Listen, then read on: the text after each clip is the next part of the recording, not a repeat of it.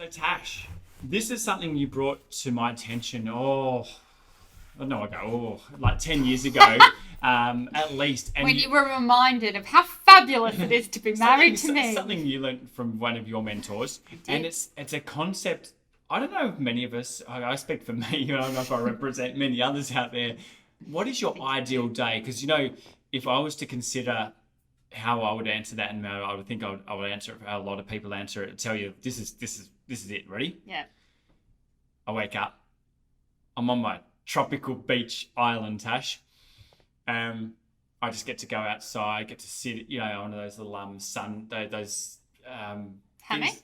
No, the ones it's like an umbrella, but it's made with like the leaves and stuff like that on the beach, and you got the chair under there. Oh, the little hut. Yes, yeah. And you're sitting under there, and it's cool. It's like a holiday. Basically, yes. I'm thinking it's a holiday. Get to sit under there, have a bit of a dip in the water, relax, don't have to do much at all, yes. And I can do that every day. But then you start to think about that. Is that my ideal day? Is that my purpose, my point? Or is that what I like? Is that something that I do just to recharge occasionally here and there?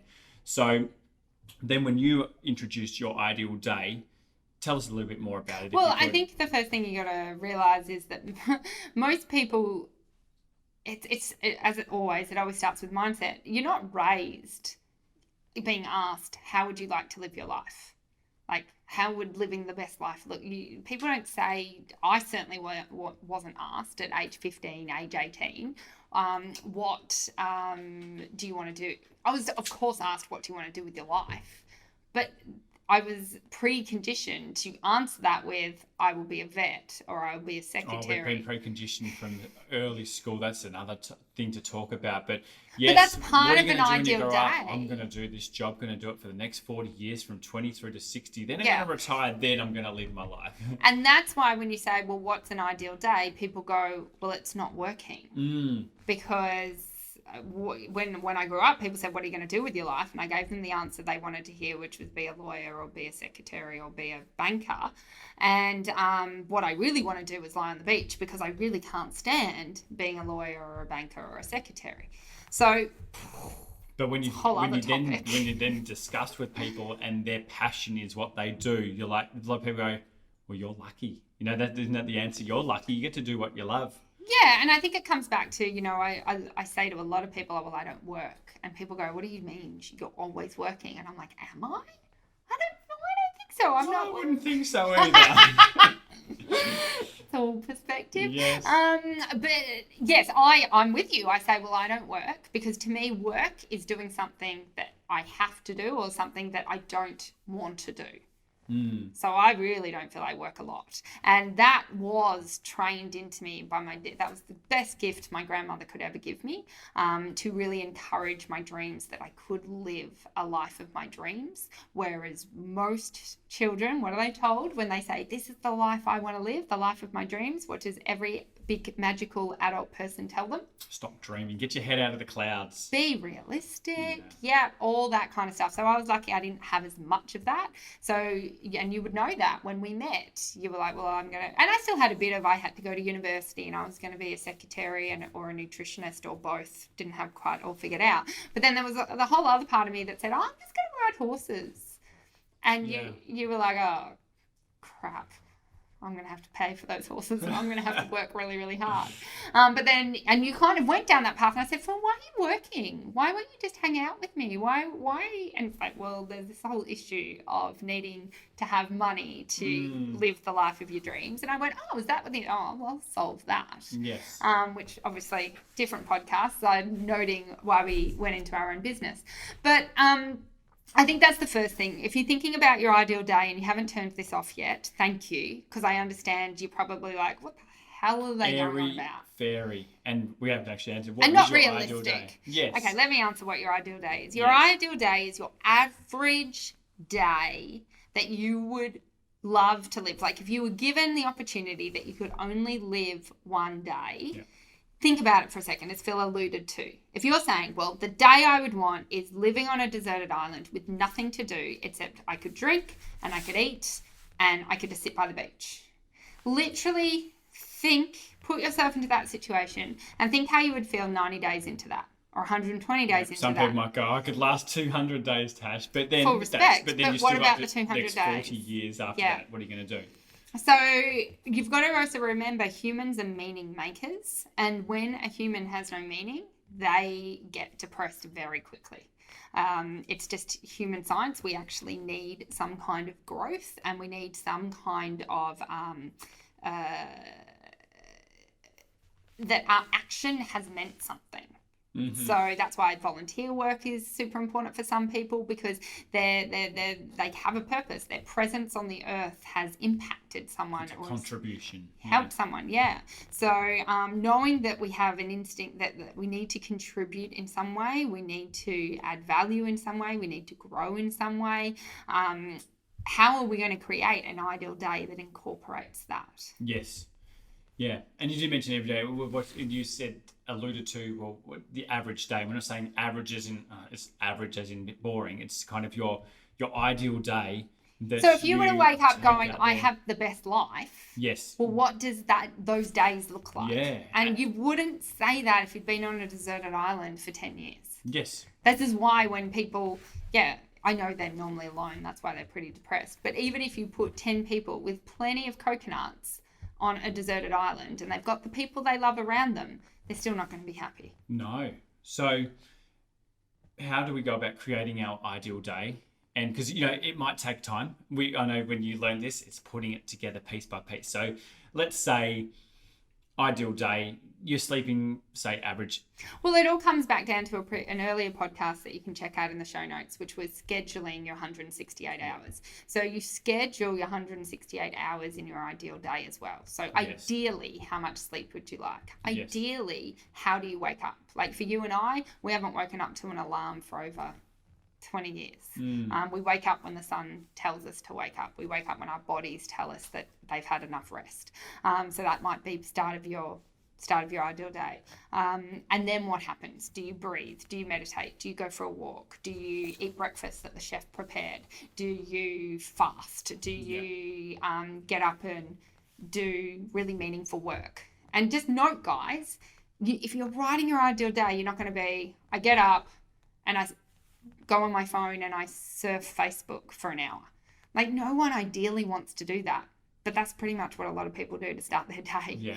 So it's actually giving it an intention. You're actually planning it and doing it already. Because you want to live your best life. Yeah.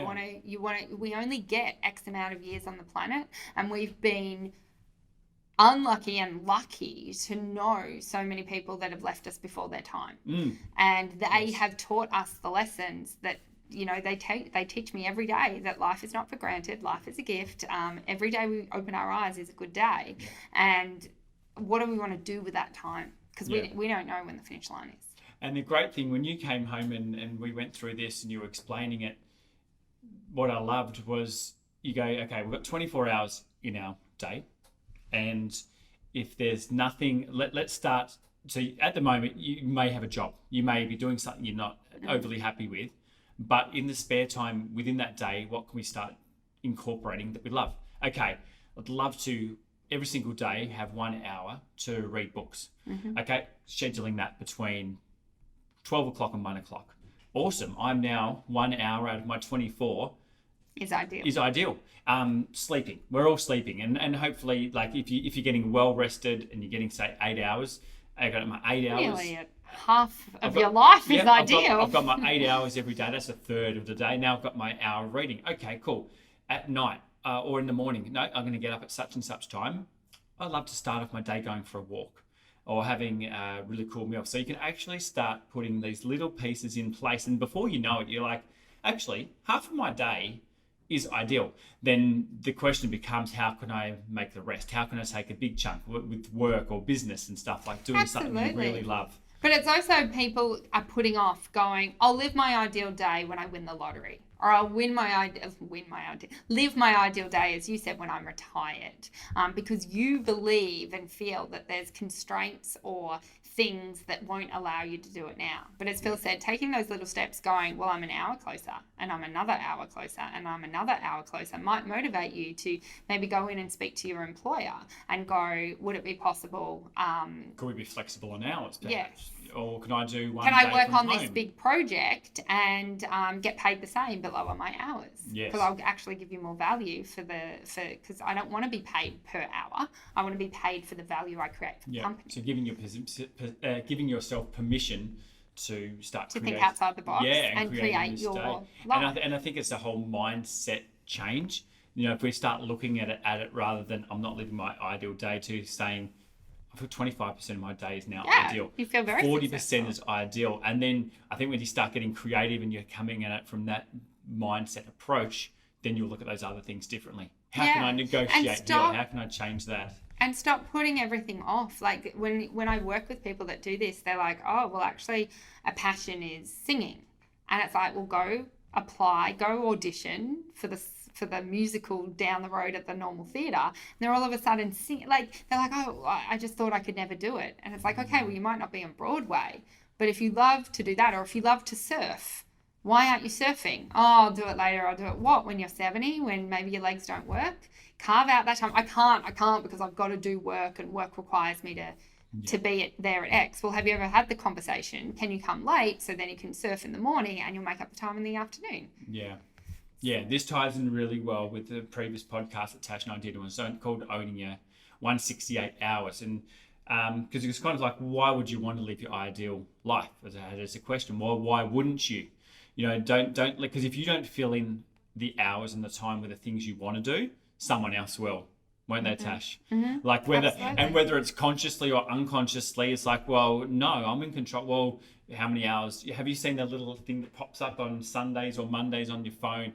This is how much time you spent on your phone last week or daily. And that's a sign that you're off track. Yeah. Like if you're not happy, if you're not fulfilled, if you're not buzzing with excitement when you wake up in the morning, especially on a Monday, if you're not like, yay, can't wait for this whole week to unfold, there's something wrong with your week. And as Phil said, I'm not saying, oh, magically just go live your ideal life. And I understand that we have responsibilities and there's things that we need to do, but start carving minute by minute, hour by hour, molding it to represent the life that you do want to live. Yeah.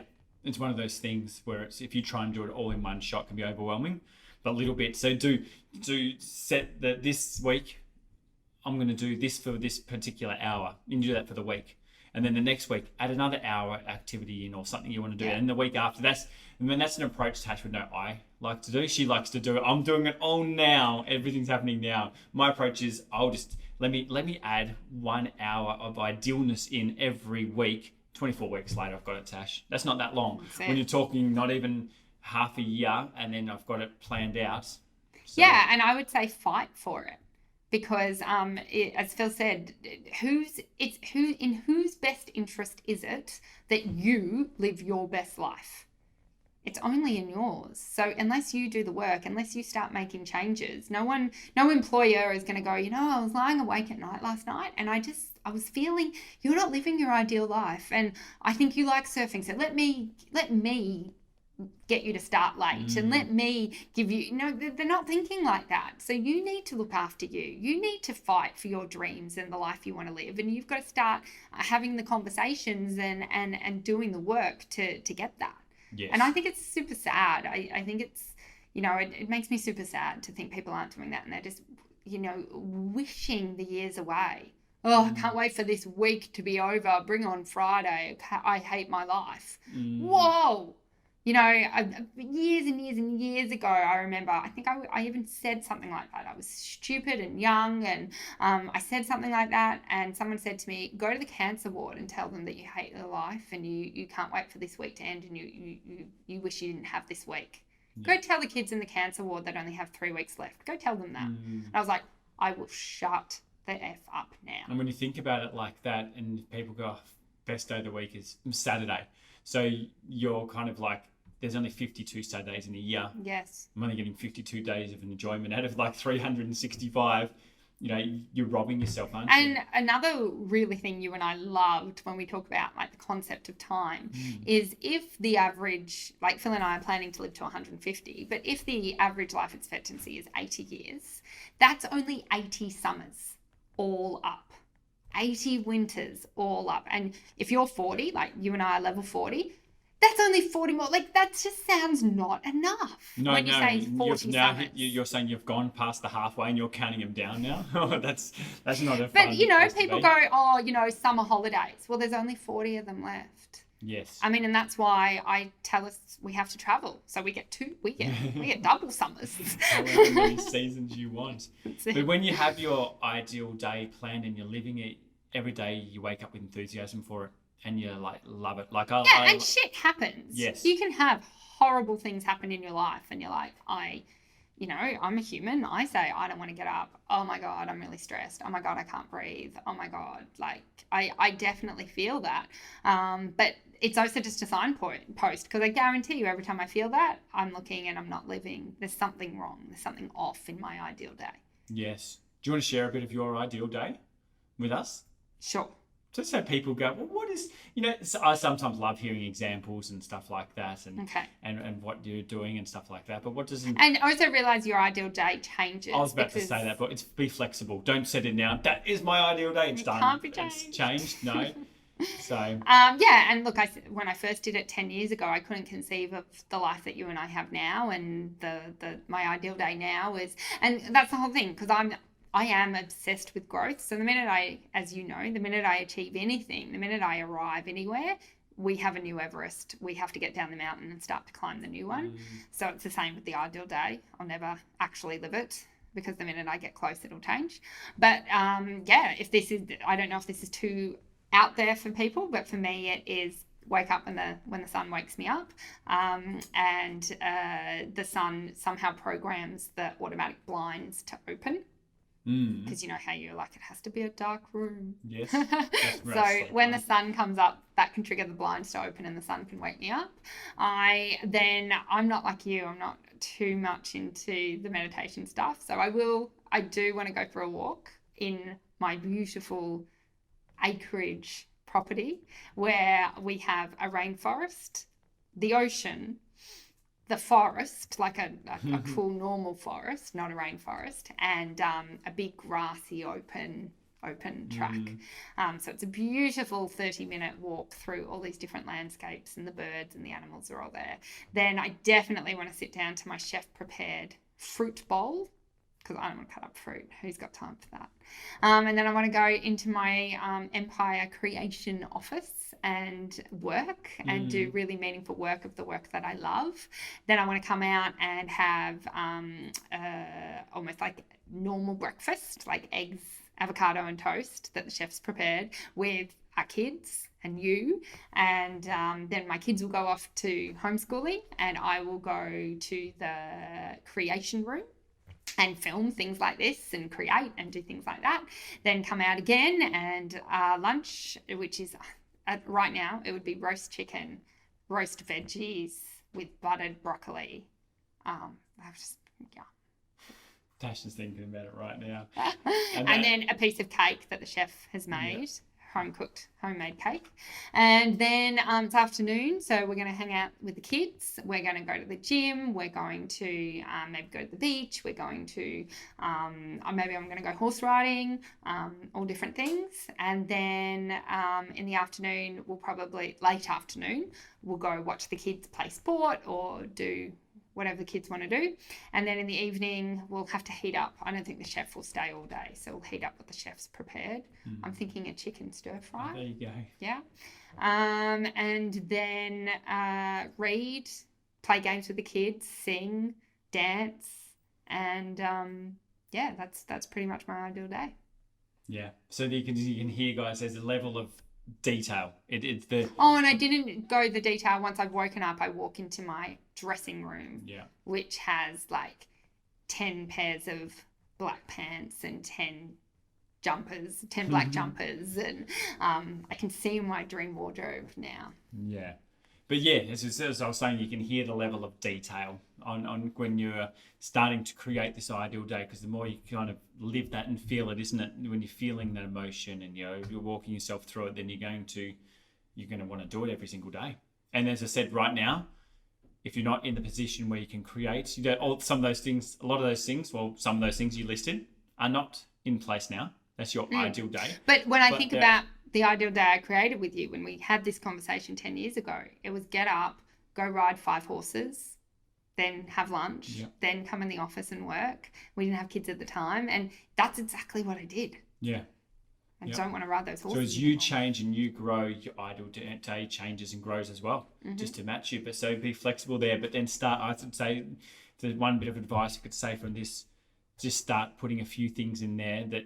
Yeah, so if an ideal day terrifies you, just start with an ideal hour. Yeah. What will make your life and your week have more passion in it, more love in it? Like, I create a diary for myself every single year, and every single year it's a bit different. But always we do a week wrap up, and at the end of the week it says what was my magical, fun, passion-filled moments. And then when we schedule the next week, we have to have those moments already scheduled in. Yes, and then what can we add to those? So start doing it. And it's not something you go, well, I have to do this. It's something you're wanting to do. It's something that's giving you energy. And if you're feeling I don't want to, that's just your shit talking. It's the practical the part of you that was told that dreaming was bad, dreaming was for children, dreaming wasn't for you, that you had to live in the real world and you've got responsibilities and you can't have what you want. I can't believe how many people go around believing that they can't have what they want. Good parenting right there. Yeah. That's side note. That is a side note. But yes, so that is the ideal day. I think we've covered that pretty well. Yes. So start getting out there, start living it, start doing it bit by bit, and watch your day change. Let us know in the comments what you think. Share some of your ideal day. Give. Love to read them. It's just to hear and give some. Sometimes I hear from someone else. I'm like, oh, I want that little bit there. I'm taking that, putting it into mine. Yeah, give inspiration to everyone. Share the love. Make sure to hit subscribe so you never miss these episodes. And we'll see you guys soon. Okay, bye.